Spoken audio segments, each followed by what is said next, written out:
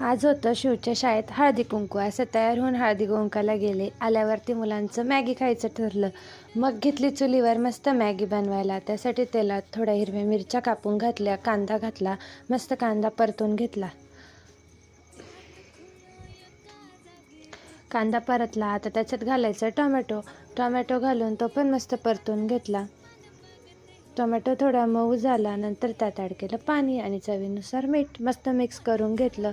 नंतर मॅगीचे पॅकेट असे फोडून घेतले. मसाला पण एका वाटीत फोडून काढून घेतला. पाण्याला उकळी आली, त्यात मसाला टाकला, चांगलं मिक्स करून घेतला. नंतर मॅगी सोडली आणि अशी शिजवून घेतली. 5 मिनिटात मॅगी शिजून तयार झाली आणि मग वाढायला घेतली. मस्त चवदार चुलीवरची मॅगी या खायला. आणि मग असं सगळ्यांनी खायला घेतली. व्हिडिओ आवडल्यास चॅनलला लाईक आणि सबस्क्राईब नक्की करा.